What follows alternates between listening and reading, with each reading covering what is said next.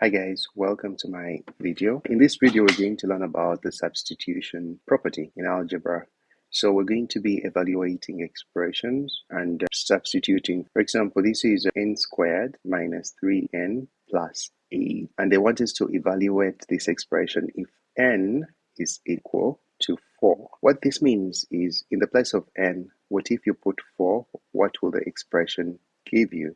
Right? So I'll get my pen right here. So they're telling us in the place of n, put 4. So where there is n, I'll put 4. So this will become 4 squared minus 3 dot 4. See, there is n here, I substituted it for 4. And there is another n here, I substituted it 4. And then plus 8. What will this give us? Right? So in my previous video, I taught you about order of operation. So we're going to be using the PEMDAS, right? So the PEMDAS just, gives us a systematic approach of what operation we need to deal with first, followed by what operation. So P is for parentheses. Do we have any parentheses? No, we don't. And then they're telling us, deal with your exponent. Do you have any exponents? Yes, we do. So 4 exponent 2 simply means 4 times 4.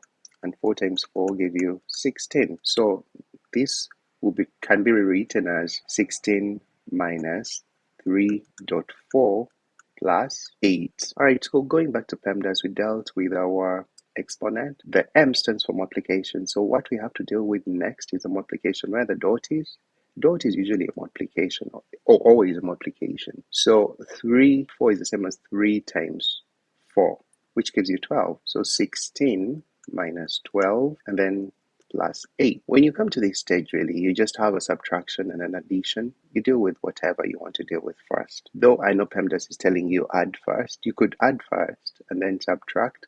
But even if you subtract and add, you'll still get the same answer. So 16 minus 12, you get a 4. Yeah, so this will reduce to a 4. And then 4 plus 8, this will give you a 12. So we're just substituting for the unknown. So the expression reduces to 12, right? So it's pretty much what I covered in the last video, but this has an unknown and we need to substitute for the unknown. In this case, it's n. Let's look at another example. Feel free to pause this video at any time and try these problems out by yourself and see what you get. Okay, so example, 2 variables. It has x and y.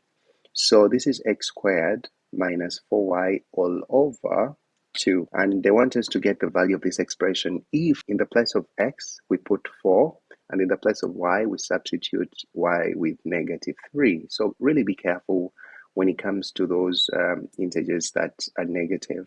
Yeah, so I'll show you. All right, so the first step is just substitute for the variables. So x, in the place of x, just put 4. So this will become 4 squared minus 4y. But in the place of y, just put negative 3. So it's going to be 4 dot negative 3. Yeah, so let me make this a little bit bigger such that it doesn't appear like an exponent. So it's 4 dot negative 3 all over 2. So going back to PEMDAS, let me write PEMDAS here. So always make use of this PEMDAS because it's going to help us, figure out what order or what expression or what order we're going to deal with first. What operation are we dealing with first? So we don't have any exponents, but we don't have any parentheses, but we have an exponent, right?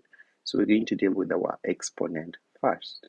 So the exponent is 4 squared, which is the same as 4 times 4, and this gives you 16.